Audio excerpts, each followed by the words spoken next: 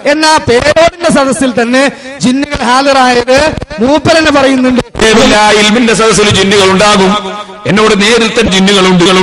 നിങ്ങളെ അതിന്റെ സദസ്സിൽ ധാരാളം ഞങ്ങൾ പങ്കെടുക്കാറുണ്ടെന്ന് പറഞ്ഞ ജിന്നുകളുണ്ട്. ഒരിക്കൽ ഞാൻ റിഫായി റാത്തീബ് ചൊല്ലേണ്ടി വന്നു. റിഫായി റാത്തീബ് ചൊല്ലിച്ചു കുറ്റ്യാടി സിറാജുൽ ഹുദയിൽ നിന്ന്. വടകരക്കാരനൊരു മുത്തഅല്ലിം ഉണ്ടായിരുന്നു. ആ മുത്തഅല്ലിം ഇങ്ങനെ ദിക്ർ ചൊല്ലുന്ന സമയത്ത് പെട്ടെന്ന് വീണിങ്ങനെ ഉരുണ്ടു.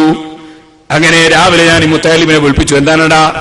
എന്നോട് ഒരു ഉസ്താദേ ദിക്ർ ഇങ്ങനെ ചൊല്ലിക്കൊണ്ടിരിക്കുമ്പോ കുറെ വെള്ളത്തിലേക്കും കിട്ടും കെട്ടിയിട്ട് കുറെ ആളുകൾ വന്ന് പേരോട് ഉസ്താദ് ഇപ്പം വരും ദിക്ർ ചെല്ലടാന്ന് പറഞ്ഞു. ഞാൻ ബോധം കെട്ട് വീടുപോയി. പിന്നെ ഞാനൊന്നും അറിയില്ല എന്ന് പറഞ്ഞിട്ട് എന്നോട് വിവരിച്ചു.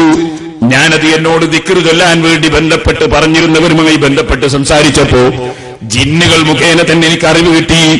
അന്നത്തെ ആ ദിക്റിൽ ധാരാളം മുസ്ലിം ജിന്നുകൾ, സുന്നിയായ ജിന്നുകൾ പങ്കെടുത്തിരുന്നു. അതിലൊരു ജിന്ന് ഈ ചെറുപ്പക്കാരനെ ഒന്ന് തൊട്ടുപോയതാണ് എന്ന് പിന്നീട് എനിക്കറിയാൻ സാധിച്ചു.